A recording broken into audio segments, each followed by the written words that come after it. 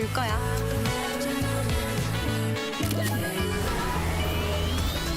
이런 한국, 와보지 않고는 모를걸?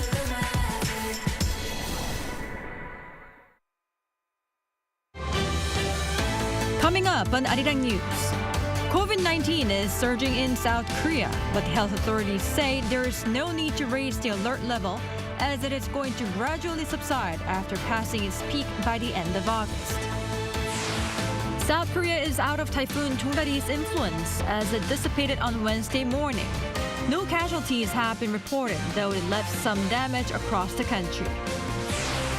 The second day of the Democratic National Convention wrapped up on Tuesday, where a ceremonial roll call nominated Kamala Harris. Another highlight included Barack and Michelle Obama's headline speeches, strongly endorsing her.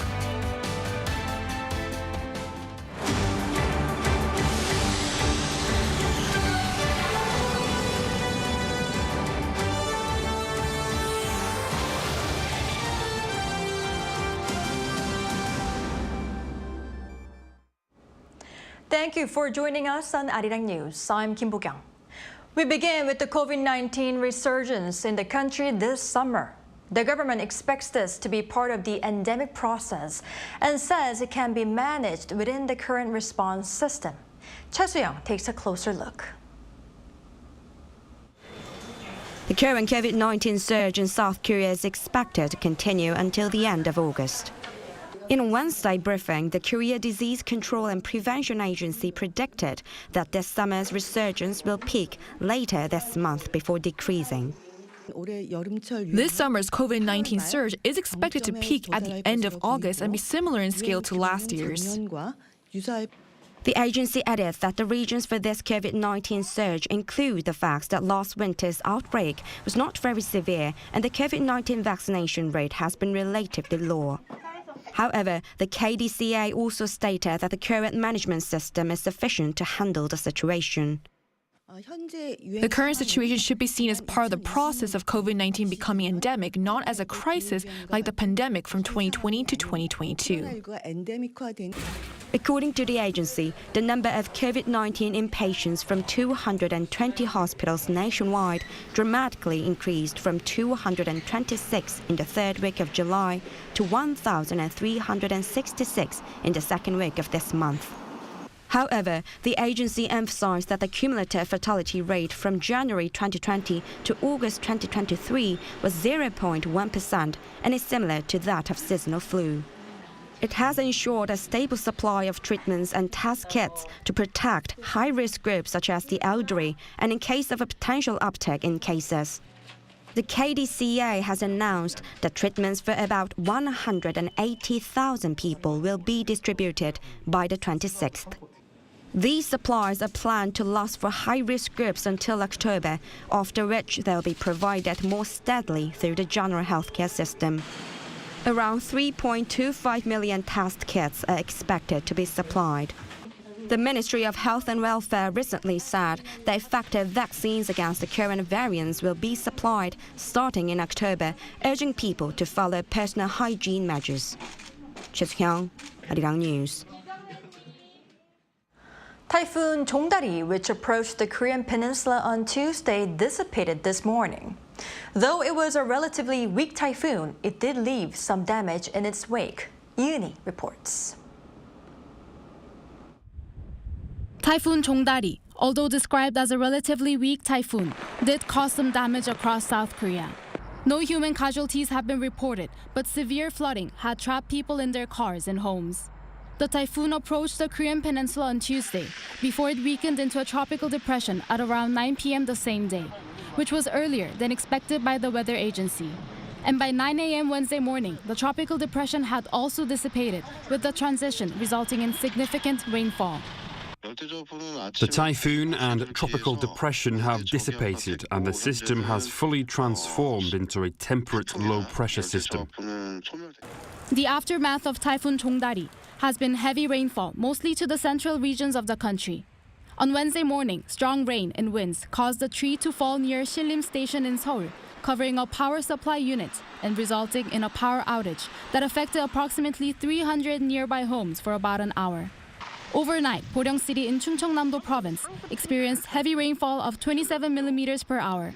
This intense rain coincided with what is called the 백중사리, period when sea levels are at their highest for the year, and caused flooding to nearby roads and shops. Due to the severe flooding, over 20 areas including bridges, roads, and coastal areas have been placed under control. The city of Incheon has also experienced heavy rain and strong winds, leading to over 30 reported instances of damage, including flooded roads and vehicles, as well as fallen trees. This included more than 4 houses flooded in Gangwon County, which led firefighters to carry out drainage work. Rain is expected to continue nationwide until Thursday, and high temperatures and humidity will also persist in the coming days. The Korea Meteorological Administration forecasts that tropical nights are likely to continue, with heat waves potentially persisting due to warm, moist air coming from the southwest. Yoon, Arirang News. South Korea's exports have increased nearly 20% by mid-August on the back of robust outbound shipments of chips. According to the Korea Customs Service on Wednesday, exports in the first 20 days of August amounted to $33.1 billion, up by more than 18% year-on-year. Monthly export figures have been rising for 10 consecutive months since last October and are expected to show positive growth this month as well. By items, semiconductor exports rose by over 42%, while outbound shipments of petroleum products rose by over 11%. By country, exports to the EU and the US rose by around 18% and to China by more than 16%.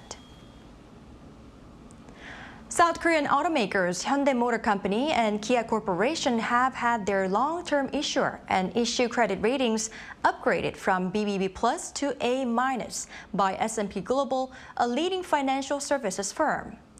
This indicates they are expected to uphold strong profits and cash flow despite a slowdown in the global automotive market. S&P Global stated on Wednesday that the upgrade reflects Hyundai and Kia's growing presence in key markets, especially in the U.S., driven by the strong performances of their sports utility vehicles. The outlook also noted their strong lineup of electric and hybrid vehicles to adapt to the move toward electrification. South Korea's fuel tax cuts will be extended through October as fears grow over a wider regional conflict in the Middle East. Our Bunerian tells us more. The South Korean government is extending fuel tax cuts until the end of October, as global oil prices surge with mounting tensions in the Middle East. That's according to Finance Minister Choi Sang-mok during an economic meeting on Wednesday. Volatile global oil prices due to the recent escalating tensions in the Middle East to place a burden on people's livelihoods. As a result, the government will be extending the fuel tax cut for 2 months until the end of October. Currently, the tax on gasoline is levied at 656 Korean won per litre, with a tax rate cut of 20% applied. For diesel, it's 407 won per litre, down by 30%. Back in July 2022, the government expanded the fuel tax cut rate to 37% for gasoline and diesel in an attempt to stabilize consumer prices before reducing the rate in steps. This is the 11th time that the government has extended the fuel tax cuts, as they were due to expire at the end of this month. Global oil prices have been prone to fluctuations in recent days, with uncertainties in how the conflict between Israel and Iran will play out. On Wednesday, oil prices slipped as mediators from Egypt and Qatar, as well as U.S. Secretary of State Antony Blinken, pushed for a ceasefire agreement. However, the market is volatile, with oil prices rising for 5 straight sessions due to positive U.S. economic data a week before. Stabilizing domestic consumer prices is a key reason behind the extension of the fuel tax reduction measures. Last month, oil prices at home rose 8.4% year-on-year as the government lowered the fuel tax cut rate. This is the highest increase seen since October 2022. Initially, the government expected revenue from traffic, energy and environment taxes to reach 15.3 trillion won this year, or around $11.5 billion, which is up by more than 40% than last year. Due to the extension of the oil tax reduction measures, tax revenue could be lower than expected. 문혜련, Arirang News. Meanwhile, greater support is coming for the victims of real estate fraud. The National Assembly Committee on Land and Infrastructure approved a revision today that guarantees the victims of rental scams up to 20 years of residence in the property they've rented. The bill further lessens the requirement to be acknowledged as a victim, upping the deposit amount limit for tenants to 700 million Korean won, or roughly $530,000. If approved by the full assembly next week, the change will serve to improve an existing law enacted last year after tens of thousands of fraud cases were reported across the country through the abuse of Korea's unique rental system called Jeonse. A task force aimed at deepening South Korea-Czech cooperation held a meeting on Wednesday and reviewed the current progress on the Czech nuclear power plant project. According to the top office, the meeting was presided over by Jang Ho-jin, the president's special advisor for foreign affairs and security, and Song Tae-yoon, the president's chief of staff for policy, with members of various relevant ministries. The meeting also looked over the possible outcomes of President Yoon Suk-yeol's upcoming visit to the Czech Republic next month. The team looked beyond the nuclear project and saw ways to enhance cooperation in finance, industry, energy, and science, among others. Agricultural authorities are hoping the presence of smart technology at livestock farms will encourage a younger tech-savvy demographic to embrace the trade. Our Lee Soo-jin explains. You can tell just from the outside that this isn't your typical pig farm. This farm in Pyeongtaek, Gyeonggi-do province has adopted smart livestock technology that increases the PSY, or the number of piglets born per sow per year. It also reduces the infamous foul odor of pig farms, making pig farming more appealing to young people, which, according to the Agriculture Ministry, is an urgent need. The share of livestock farmers aged 70 and above has reached a record 34.3%. Without younger farmers, the livestock industry could stagnate. And this farm is an example of how smart livestock technology can be used to attract younger farmers. Each morning, the manager checks the temperature and humidity of the farm and adjusts them in this control room, helping pigs, which are especially vulnerable to respiratory diseases, stay healthy. They're also kept well-fed thanks to third-generation livestock technology that makes sure the pigs get the right amount of food. AI-enhanced cameras are used to detect when the feeders are empty, making it possible for them to be refilled automatically. Thanks to these ideal conditions, the PSY here is around 30, compared to the nationwide average of around 24 last year. But the most helpful change smart livestock technology can bring is arguably its role in reducing foul odors. Before this technology, livestock farms were often plagued by numerous complaints. Getting rid of the smell not only benefits the people in the area, but it also allows for a more pleasant working environment. Air released from the farm is gathered into an air shower room where a whopping 100 tons of water is used every hour to purify the air before it's released. More widespread use of smart technology at livestock farms like this is expected to encourage more young people to join the agriculture sector, giving it a much-needed boost. As part of its efforts to boost usage, the Agriculture Ministry is providing mentoring programs to teach young people how to use this technology. Continued efforts like this by the public sector will likely result in a new generation of farmers meeting the growing demand for meat through the use of smart livestock technology. Lee Soo-jin, Arirang News.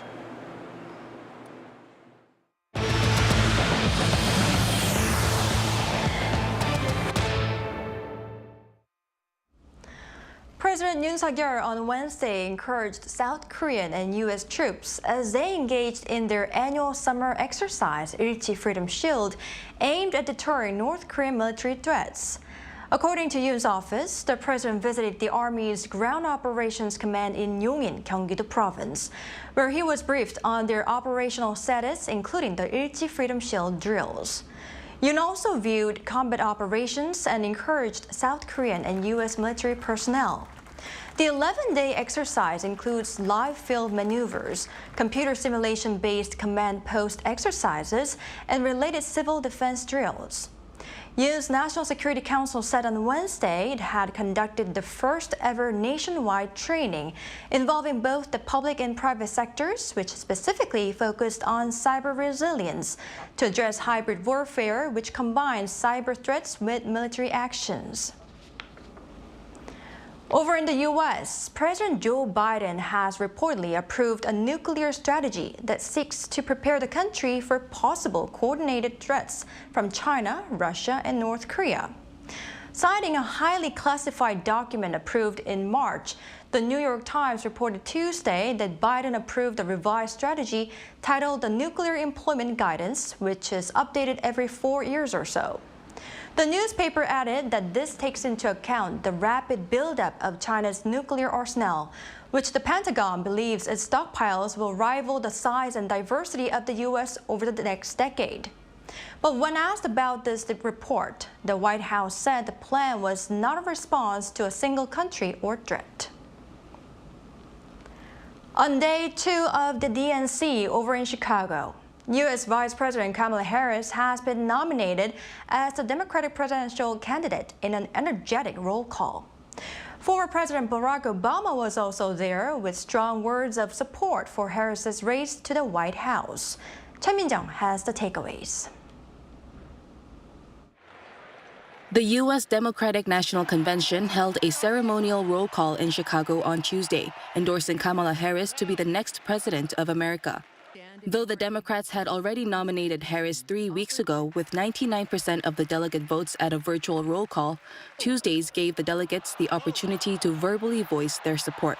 With rapper Lil Jon taking the stage, the roll call quickly turned into a dance party. The vice president addressed the DNC in a video call from a rally in Wisconsin, saying she's honored to be their nominee. This is a people-powered campaign, and together we will chart a new way forward. A future for freedom, opportunity, of optimism and faith. The second night of the DNC closed with former President Barack Obama calling on Americans to elect Vice President Kamala Harris for president.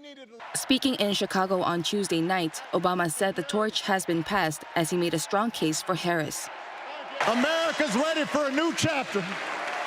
America's ready for a better story. We are ready for a President Kamala Harris. Obama said Harris would work on behalf of every American, especially the working class, as he described Harris as a person who spent her life fighting on behalf of those who need a voice. He also encouraged Americans to vote, saying the U.S. does not need more years of the Republican candidate, Donald Trump.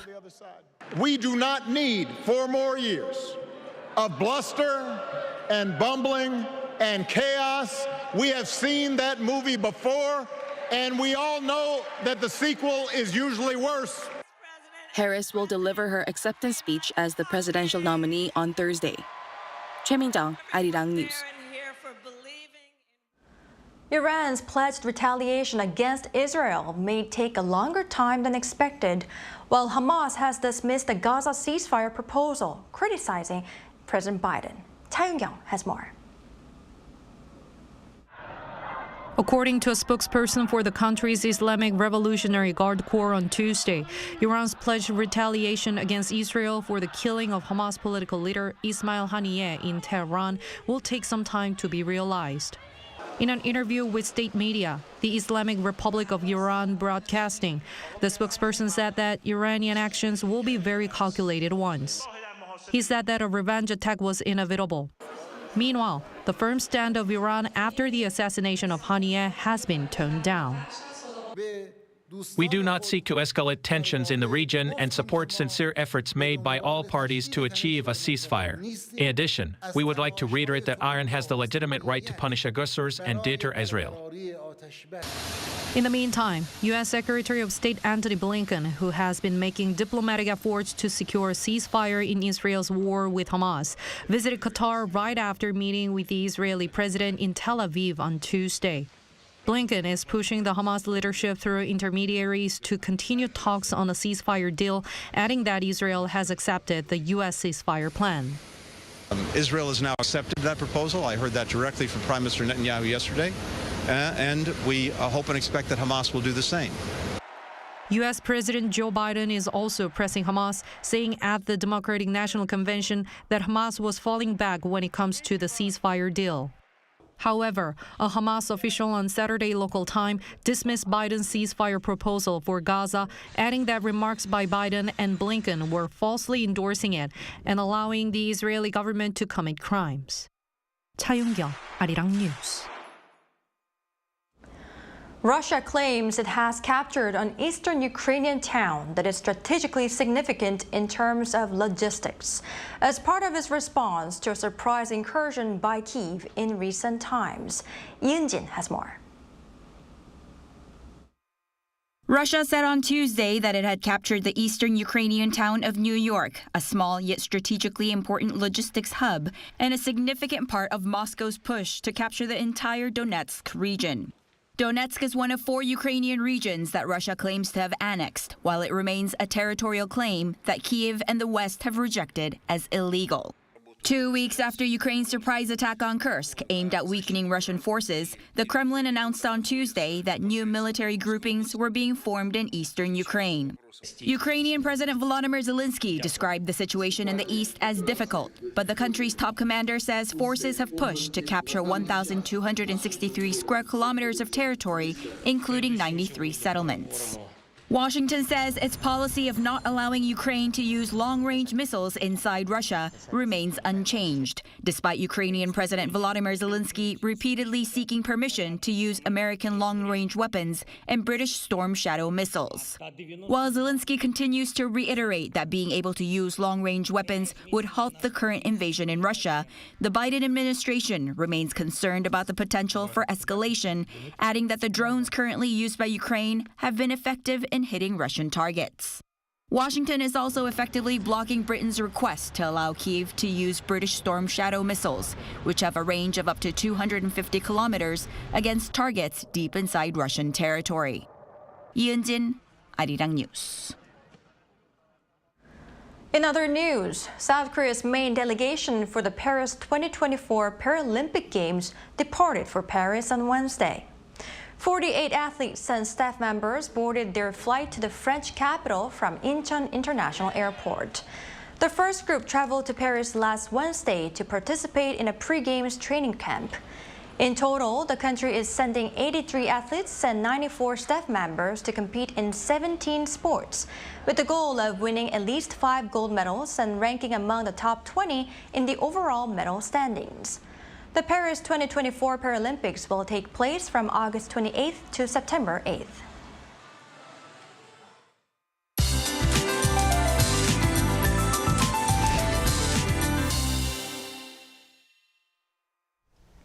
Typhoon Jongdari left rain clouds behind. Therefore, it will continue to rain all over the country until tomorrow. In the central parts of the country, there are many places where the heat wave warning has been eased on to an advisory due to some heavy rain. However, the humidity is still high, so there is a special heat wave warning in most parts of the country. Most of the strong rain clouds have escaped to the north. However, as the low pressure approaches again tomorrow, it will rain across the country. Starting with the central part at dawn, it will expand across the country in the morning, with up to 60 millimeters expected in the central parts and up to 40 expected in the southern parts of the country. Tomorrow morning will start off at least 26 degrees Celsius all over the country. Highs will move up to 30 in Seoul and Chuncheon, Gyeongju 36 degrees. After the rain stops, tropical nights and heat waves are expected to continue. That's all for Korea. Here are the weather conditions around the world.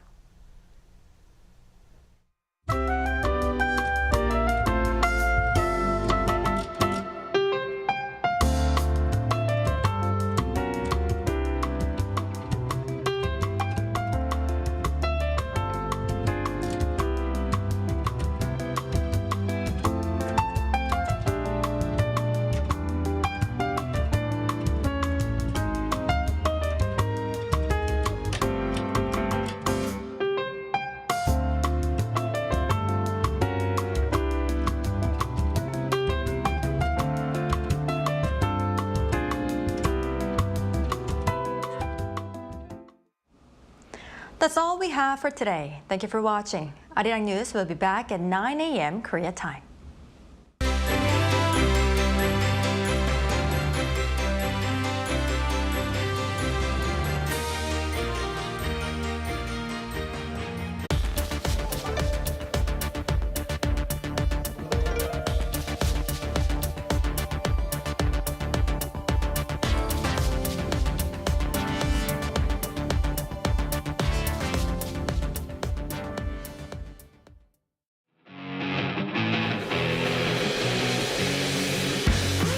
There is no greater blessing